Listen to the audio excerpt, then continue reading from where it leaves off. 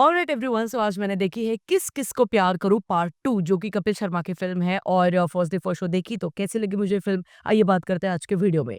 सबसे पहली चीज, जाहिर सी बात है कि it's an Abbas Mastan film, और हम सब लोग जानते हैं कि जहां कहीं पर भी अब्बास मस्तान की पिक्चर ये नाम हमको दिख जाता है, हमको पता है कि साइंस, दिमाग और लॉजिक, इन तीनों चीजों को घर पे ही छोड़ के पिक्चर को देखने के लिए चले जाना होता है। और यही चीज आज भी मैंने करी। तो ये पूरी ब्रेन रॉट फिल्म है, ये हम सब लोग जानते थे, इसके टीजर ट्रेलर से ही पता चल चुका था। अब देखो, किस किस को प्यार करूं पार्ट 2, इस पिक्चर को देखने के लिए आपको पहला वाला पार्ट देखना बिल्कुल जरूरी नहीं है। This is an individual film, सीधा इसकी पिक्चर की कहानी शुरू हो जाती है एक इंडिविजुअल फिल्म की तरह। तो इसी के चलते पहले वाला सियापा देखने की बिल्कुल भी जरूरत नहीं है। अब किस किस को प्यार करूं पार्ट 2 में ढेर सारी स्टार कास्ट है, starting with of course Kapil Sharma, फिर आते हैं मनजोत सिंह, उसके बाद विपिन शर्मा, जामी लिवर, वरीना हुसैन, त्रिधा चौधरी, आयशा खान, पारुल गुलाटी, लेट श्री असरानी साहब एंड सुशांत सिंह। अब जाहिर सी बात है कि इतने सारे कलाकार इस पिक्चर में है, तो हर किसी को अच्छी खासी टाइम स्पेस नहीं मिलने वाली, हर किसी को बहुत छोटा छोटा रोल ऑफर होने वाला है। बट उसके बावजूद कई एक्टर्स हैं जो अपनी छाप छोड़ने में कामयाब जरूर होते हैं। Starting with of course Kapil Sharma. अभी तक हम सब लोगों को वो बहुत ज्यादा हंसाते आ रहे हैं। इसके पहले की उनकी फिल्मोग्राफी अगर हम लोग देखें तो किस किस को प्यार करूं पार्ट 1 और ज्विगाटो, ये दोनों पिक्चरों में मुझे वो ठीक ठाक काम करते हुए नजर आ रहे थे। बट यहाँ पर किस किस को प्यार करूं पार्ट 2 में उनके कई हद तक पंचेस जो है, कॉमेडी के पंचेस, वो लैंड जरूर होते हुए मुझे तो नजर आए। जी कबूल है। कबूल है। अरे कबूल है चाचा।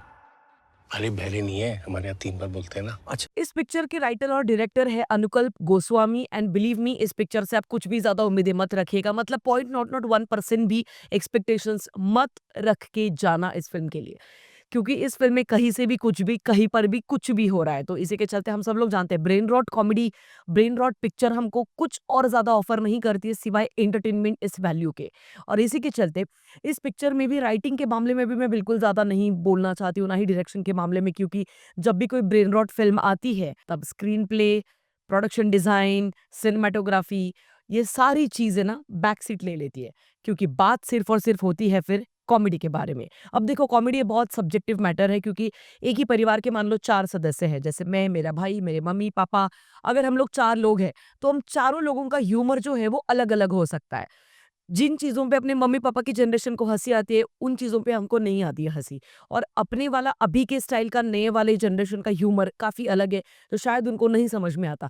इसी के चलते मुझे ऐसा लगता है कि कॉमेडी बहुत ही सब्जेक्टिव चीज़ होने की वजह से, मैं कॉमेडी के पर्सपेक्टिव से अगर मैं सिर्फ़ मेरे लिए बोलना चाहूँ, तो कई हद तक फ़िल्म मुझे हँसाने में कामयाब ज़रूर हुई। पर मुझसे ज़्यादा अगर कोई ठा के लगा के हँस रहा था, तो वो सारे के सारे बूमर जनरेशन थी। बिलीव मी, मेरे पीछे वाली सीट, पूरा का पूरा रिक्लाइनर्स का सेक्शन, उसके नीचे का सोफे का सेक्शन, हर जगह पे सिर्फ बूमर्स नज़र आ रहे थे, और सारे के सारे अंकल्स ठा के लगा के हँस रहे थे। लिटरली पूरी पिक्चर उन्होंने बहुत ज़्यादा हद तक एन्जॉय करी। और मैंने कई जगह पे एन्जॉय की, कई जगह पे मैं मेरा सिर पकड़ के बैठी थी। बात करते हैं पॉजिटिव एस्पेक्ट्स के बारे में, तो सबसे पहली चीज़, इस पूरे पिक्चर में कॉमेडी जो है, कपिल शर्मा अपने वही वाले अंदाज में कॉमेडी करते हुए नज़र ज़रूर आते हैं। उनकी वो एक ख़ासियत है कि वो बीच वाले, अगर कहीं पे उनको जगह पे मिल गई ना, वो ऑर्गेनिक तरीके से on the spot comedy create कर सकते हैं, और वो चीज़ यहाँ पर भी हमको महसूस ज़रूर होती है।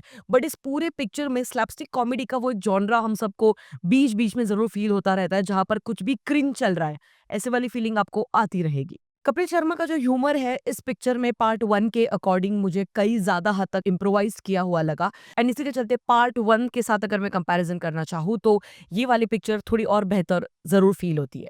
और क्योंकि ये अब्बास मस्तान की पिक्चर है, तो काफ़ी ज़्यादा कलरफुल, ओवर एक्ज़ैजरेटेड कलर पैलेट्स आपको नज़र आते हैं।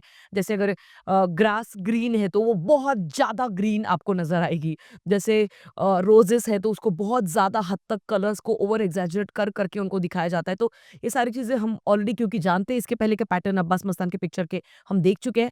इसी के चलते इस वाली पिक्चर में भी कई चीज़ें ओवर एक्ज़ैजरेटेड ज़रूर लगती है। और आखिरी प्लस पॉइंट, इस पिक्चर में ना कई जगह पे आपको एंटरटेनमेंट की वैल्यू ज़रूर मिल जाती है। जैसे कि हाँ, आज मुझे कोई दिमाग ज़्यादा नहीं लगाना है। अगर मैं मान लो थोड़ा-सा सूसू ब्रेक भी लेकर चली जाती हूँ, तो भी चल जाएगा, क्योंकि कुछ ज़्यादा इसमें मिस आउट नहीं होने वाला है। वो वाली फीलिंग आपको ये पिक्चर ज़रूर देगी। अब बात करते हैं नेगेटिव एस्पेक्ट्स के बारे में। देखो, पहला नेगेटिव एस्पेक्ट, ये पिक्चर कई जगह पे क्रिंज आपको महसूस होगी। Like I said already, comedy बहुत सब्जेक्टिव मैटर है, तो मैं मेरे हिसाब से बोल रही हूँ। बहुत सारी जगह पे स्लैपस्टिक कॉमेडी का वो जो उच्चांक रहता है, वो छूते हुए ये पिक्चर आपको महसूस होगी। और लिटिल लेस लाइक ओके, ऐसे वाले जोक्स इसमें चले, जैसे व्हाट्सएप के कुछ घिसे-पिटे अंकल्स की जो व्हाट्सएप ग्रुप में जो जोक चलते रहते हैं ना शादी-ब्याह के मामलों में, जैसे वो बोलते हैं कि अरे शादी का लड्डू खाया खाया तो भी पछताए, ना खाया तो भी पछताए, इससे बेहतर है कि खा के पछताओ। तो ऐसे वाले जोक जैसे एक ही बीवी से मैं इतना परेशान हो चुका हूँ एंड वो सारे जोक्स, अब आई होप आप सब लोगों को मेरा पॉइंट समझ में आ रहा है, मैं क्या बोलने की कोशिश कर रही हूँ। वो कई बार सोसाइटी में लाइट चली जाती है तो फिर अपने सारे अंकल लोग ऐसे बैठते हैं और फिर हम बच्चे नीचे बैठते हैं और फिर वो जो शादी के मामले में मैं शादी करके कितना पछता चुका हूँ, वो सारे जोक जो चलते रहते हैं ना, वो वाले जोक्स आपको इस पिक्चर में कई जगह पे ऐसे पिरोए हुए नजर आएंगे। और जैसे मैंने कहा, उन्हीं जोक्स पे एक्चुअली सारे अंकल्स बहुत ज्यादा मात्रा में हंस रहे थे। ये फ़िल्म एक्चुअली एडिटिंग वाइज़ भी बिल्कुल अच्छे तरीके से नहीं एडिट की गई है। किसी भी टाइमलाइन के बारे में कुछ भी बताया नहीं जाता। जैसे कि अभी अगर माता का जगराता चल रहा है घर पे, तो आजू-बाजू में सवेरे-सवेरे वो जगराता करते हुए नज़र आ रहे हैं, क्योंकि जगराता नाम में ही है कि वो एक्चुअली भजन कीर्तन हम लोग रात में करते हैं। बट एनीवे, सीधा वहाँ से कपिल शर्मा निकलता है फिर अपनी बीवी के पास जो कि क्रिश्चियन है। तो वहाँ पर भी केक कटिंग दोपहर में क्यों कर रहे हैं? क्योंकि गाड़ी लगाते वक़्त वो सीधा दोपहर की 12-2 बजे की धूप नज़र आ रही है और वहाँ से सीधा वो अंदर चला जाता है और फिर सीधा रात का माहौल है और फिर केक कटिंग चल रहा है। फिर वहाँ से वो चला जाता है रोज़ा खोलने के लिए। तो ये सारी चीज़ें एक्चुअली ना बहुत ही वाहियात तरीके से एडिट की गई है। टाइमलाइन के बारे में कुछ भी एक्सप्लेनेशन ना देने की वज़ह से ये और क्रिंज के ज़ोन में चली जाती है। इस पिक्चर में 2 गाने हैं और वो लिटरली अननेसेसरी आपको महसूस होंगे। बीच में ही ऐसे घुसेड़ दिए जाते हैं लिटरली स्क्रीन प्ले। एनीवे, इस पिक्चर में स्क्रीन प्ले एक्चुअली है ही नहीं, बट उसके चलते ये 2 गाने और ज़्यादा आपको बाथरूम ब्रेक लेने के लिए मजबूर कर देते हैं। एंड या लाइक ओके, मैं मानती हूँ कि ये पिक्चर क्लीन कॉमेडी को प्रमोट करती है, जैसे कि क्लीन कॉमेडी थी इसमें, कुछ वल्गैरिटी जैसे अनलाइक मस्ती 4 वैसा वाला कंटेंट इसमें था नहीं।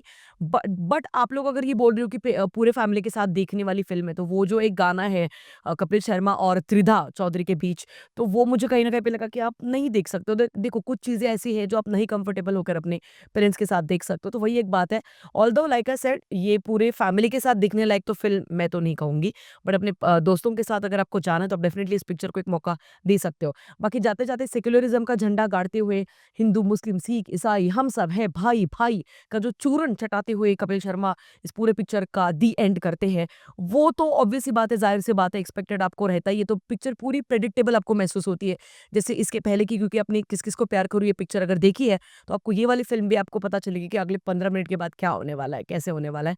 ऑल्दो मुझे मनजोत सिंह और कपिल शर्मा इनके कुछ पंचेस ज़रूर अच्छे लगे। शादी की गारंटी भिखारी देंगे। नहीं तो क्या प्रधानमंत्री से दिलवाऊं? भाभी जी, इनकी ना दुआएं लग जाती हैं, समझो। एंड सबसे आखिर में क्लाइमैक्स में ट्विस्ट है, स्पेशल कैमियो है। वो किनका स्पेशल कैमियो है वो आप कमेंट सेक्शन में ज़रूर बताइएगा अगर आपने फ़िल्म देखी है। मैं कोई स्पॉयलर्स नहीं देना चाहती हूँ। मुझे वो स्पेशल कैमियो पसंद ज़रूर आया। मैं इस पिक्चर को देना चाहूँगी 2.5 स्टार्स आउट ऑफ 5। मिलेंगे अगले वीडियो में, तब तक के लिए ख्याल रखिएगा। Peace out.